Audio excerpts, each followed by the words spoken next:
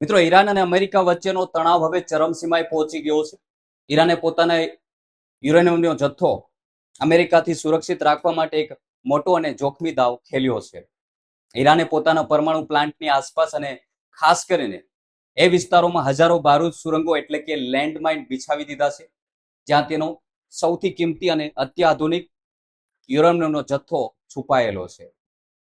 આ સાથે જ ઈરાનના વિદેશ મંત્રી અબ્બાસ અરાગચીએ દુનિયા સામે સ્પષ્ટ શબ્દોમાં ચેતવણી આપી દીધી છે. તેમણે સાફ કહી દીધું છે કે ગમે તે પરિસ્થિતિ આવે, પરંતુ ઈરાનનું યુરેનિયમ કોઈ પણ સંજોગોમાં દેશની બહાર મોકલવામાં નહીં આવે. આ નિવેદન સામે અનેક સવાલો પણ ઉઠી રહ્યા છે, પરંતુ આ નિવેદન એવા સમયે આપવામાં આવી રહ્યું છે જ્યારે બંને દેશો વચ્ચે એક અંતિમ કરાર પર પડદા પાછળ વાતચીત ચાલી રહી છે તેવા પણ સમાચાર મળી રહ્યા છે. અને બીજી તરફ અમેરિકાના રાષ્ટ્રપતિ ડોનાલ્ડ ટ્રમ્પ એક અલગ જ પ્લાન બનાવી રહ્યા છે. ટ્રમ્પ ઈરાનના હાઈપી એન્ચરન્ટ યુરેનિયમને જપ્ત કરવા અથવા તેને કોઈ પણ સંપૂર્ણ નષ્ટ કરવા અંગે ગંભીરતાથી વિચાર કરી રહ્યા છે. અમેરિકાના આક્રમક વલણને જોતા જ ઈરાને પોતાની સુરક્ષા વ્યવસ્થા લોખંડી બનાવી દીધી છે. ઈરાને પોતાના તમામ ગુપ્ત ન્યુક્લિયર પ્લાન્ટની બહાર એવા બોમ્બ અને માઇલ્સ ગોઠવી દીધા છે, જેના પર જો ભૂલથી પણ કોઈ પગ પડે તો સેકન્ડોમાં ભયાનક બ્લાસ્ટ થઈ જાય. આ સુરંગો એટલી ખતરનાક છે કે તે આખા વિસ્તારને પલભરમાં તબાહ કરી શકે છે. નમસ્કાર મિત્રો, હું છું દિનેશ ઝાલા અને વિડીયોમાં આગળ વધતા પહેલા હજુ સુધી તમે અમારી ચેનલને સબસ્ક્રાઇબ નથી કરી તો તુરંત કરી લેજો, કારણ કે આ ચેનલ પર તમને જીઓપોલિટિકલ એટલે કે આંતરરાષ્ટ્રીય રાજકારણના અને યુદ્ધના સમાચાર સાચા અને સચોટ પ્રોવાઈડ કરવામાં આવે છે. બેલ આઇકન પર ક્લિક જરૂર કરી દેજો, જેથી નવા વિડીયોની નોટિફિકેશન તમને મળતી રહે. અને વિડીયોને અંત સુધી જરૂર જોજો, કારણ કે હાલમાં સૌથી મોટા સમાચાર યુદ્ધને લઈને સામે આવી રહ્યા છે, તેની સંપૂર્ણ વિગતો તમને આ વિડીયોમાં જોવા મળશે. મિત્રો, આ દરમિયાન આંતરરાષ્ટ્રીય ન્યૂઝ એજન્સી એટલે કે CNN તરફથી એક ચોંકાવનારો રિપોર્ટ સામે આવ્યો છે. ઈરાને પોતાના હાઈલી એન્ચરિટ યુરેનિયમના ભંડાર સુધી પહોંચવાના તમામ રસ્તાઓને ગુપ્ત સુરંગો એન્ટ્રી પોઈન્ટ્સને હંમેશા માટે ધ્વસ્ત કરી દીધા છે. એટલે કે જે પણ યુરેનિયમ સુધીના રસ્તાઓ છે તેમને બ્લોક કરી દીધા છે. અને હવે તે સુરંગના મુખ્ય દરવાજા ગાયબ થઈ ગયા છે. એટલું જ નહીં, જે વિસ્તારોમાંથી અંદર જવાનો જે રસ્તો હતો, થોડો ઘણો પણ હતો, તે પણ હવે બંધ કરી દીધો છે. તે તમામ પ્રવેશ બિંદુઓની આસપાસ ભારે માત્રામાં બારૂદી સુરંગો બિછાવી દેવામાં આવી છે. ઈરાને પોતાના પરમાણુ ભંડારના કેટલાક મહત્વના હિસ્સાને કાયમ માટે સીલ પણ કરી દીધા છે તેવા પણ સમાચાર મળી રહ્યા છે. ઈરાનના આક્રમક અને અણધાર્યા પગલા બાદ હવે આ હાઈચી એન્ચરેટ યુરેનિયમ સુધી પહોંચવું કોઈ પણ આધુનિક સેના માટે લગભગ અશક્ય બની ગયું છે.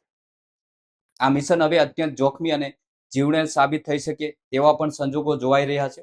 નિષ્ણાતોનું માનવું છે કે જો કોઈ લેન્ડમાર્કમાં એટલે કે આ લેન્ડમાર્ક વાળા વિસ્તારમાં ઘૂસવાનો પ્રયાસ કરશે અને ભૂલથી પણ બ્લાસ્ટ થશે તો તેનાથી માત્ર સૈનિકોના જ મોત નહીં થાય, પરંતુ પરમાણુ રેડિયેશન ફેલવાનું જોખમ પણ ઊભું થઈ શકે છે.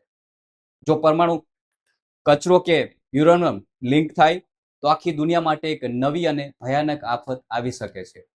આ જ કારણ ભવિષ્યમાં આ યુરેનિયમને હટાવવા અથવા નષ્ટ કરવા માટે કોઈ પણ કરાર થઈ શકે છે, તો તે અમલમાં મૂકવો પણ ઘણો જ મુશ્કેલ બની જશે. CNN પોતાના રિપોર્ટમાં અમેરિકી ઇન્ટેલિજન્ટ એજન્સીઓના 5 ઉચ્ચસ્તરીય સૂત્રોના હવાલાથી મોટો દાવો પણ કર્યો છે. આ અહેવાલ મુજબ છેલ્લા કેટલાય અઠવાડિયામાં ઈરાને બોમ્બ બનાવવાની ક્ષમતા ધરાવતા પોતાના હાઈલી એન્ચરિટ યુરેનિયમના ભંડાર સીલ કરવાની પ્રક્રિયા ખૂબ જ ઝડપથી બનાવી દીધી છે. ઈરાને જાણી જોઈને પોતાની તે તમામ પહાડી સુરંગોને તોડી પાડી છે જ્યાંથી તેમના પરમાણુ હથિયારોના મુખ્ય સોર્સ સુધી પહોંચી શકાતું હતું. આ અમેરિકાને ચોંકાવનારી સૌથી મોટી ખબર પણ માનવામાં આવી રહી છે. આ બિલકુલ એ જ પ્રકારની રણનીતિ છે જેથી ઈરાને ભૂતકાળમાં સ્ટેટ ઓફ હોર્મુઝ દરિયાઈ માર્ગના અમેરિકન નૌકાદળને રોકવા માટે અપનાવી હતી. આખી કવાયત પાછળ ડોનાલ્ડ ટ્રમ્પની એક જૂની ધમકી જવાબદાર માનવામાં આવી રહી છે.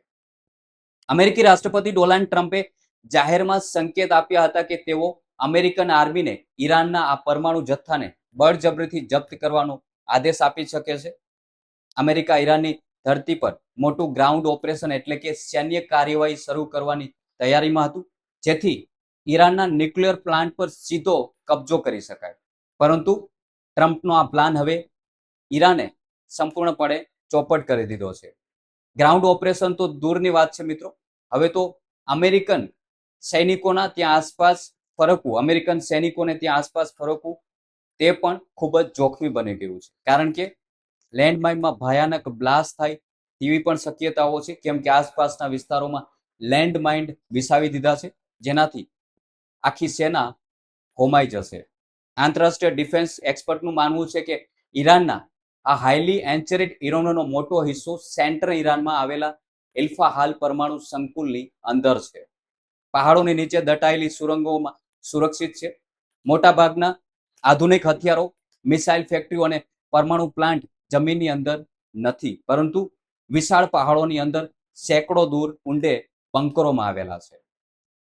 ઈરાનમાં એવા અસંખ્ય ઊંચા અને મજબૂત પહાડો છે જેને સામાન્ય બોમ્બ કે મિસાઇલથી તોડી શકતા નથી અથવા તોડી પાડવામાં ખૂબ જ કઠિન છે. આ પથરામણ ચટ્ટાનોની અંદર ઈરાને આખી મિસાઇલ સિટી અને ન્યુક્લિયર પ્લાન્ટ ઊભા કર્યા છે. ગુપ્તચર અધિકારીઓનો દાવો છે કે ઈરાનનું સૌથી ઘાતક અને પરમાણુ બોમ્બ બનાવવા લાયક યુરેનિયમ આ ઇલ્ફાહાલના પહાડી વિસ્તારોમાં છુપાયેલું છે, જ્યારે બાકીનો મોટો જથ્થો દેશના અન્ય ગુપ્ત લોકેશન પર રાખવામાં આવ્યો છે. આ તમામ લોકેશનની સુરક્ષા અત્યારે ઈરાનની સેનાએ પોતાના હાથમાં લઈ લીધી છે. અગાઉ મે મહિનાના મધ્યમાં એવા અહેવાલો પણ સામે આવ્યા હતા કે અમેરિકન આર્મી ઈરાનના યુરેનિયમ ભંડારને લૂંટવા અથવા તેના પર કંટ્રોલ મેળવવા માટે એક બહુ મોટું ground level Trump operation launch કરવાની ફાઇનલ તૈયારી કરતું હતું.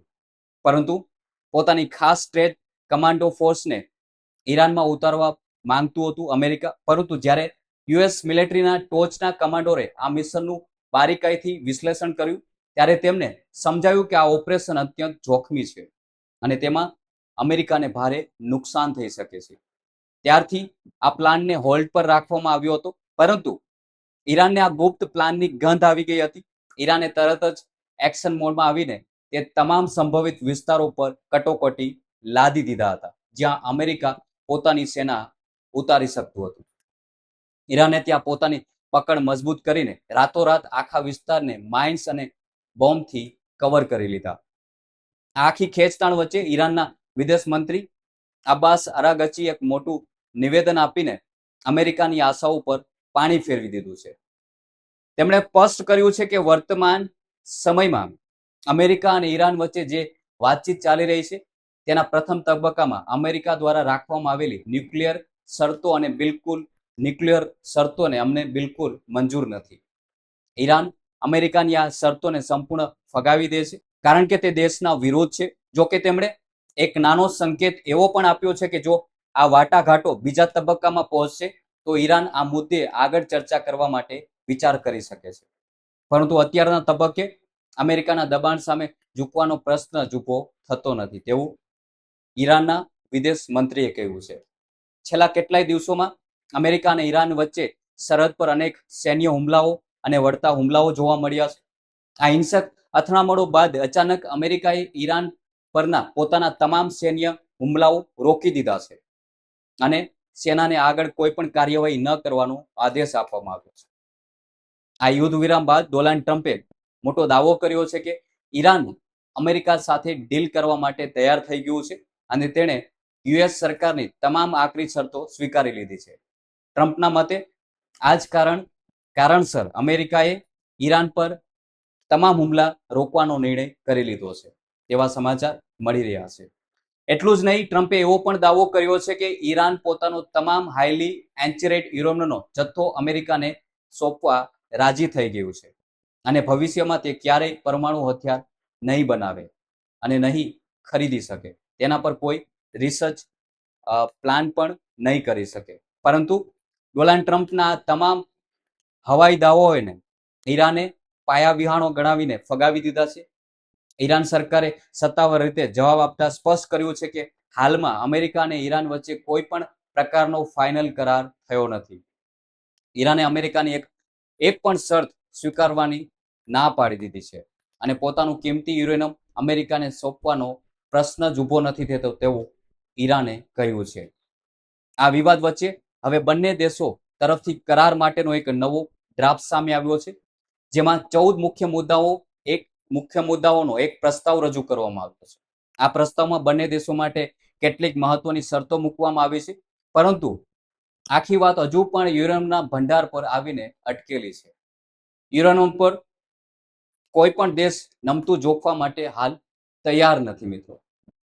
તો મિત્રો, આંતરરાષ્ટ્રીય સમાચારોમાં અત્યારમાં બસ આટલું જ. આ વિવાદ પર તમારી શું પ્રતિક્રિયા છે? કમેન્ટના માધ્યમથી જરૂર જણાવજો. અને દેશ અને દુનિયાની આવી જ સચોટ ન્યૂઝ સ્ટોરી જોવા માટે અમારી ચેનલ સાથે જોડાયેલા રહો. અને ચેનલને હજુ સુધી સબસ્ક્રાઇબ નથી કરી તો તુરંત કરી લેજો.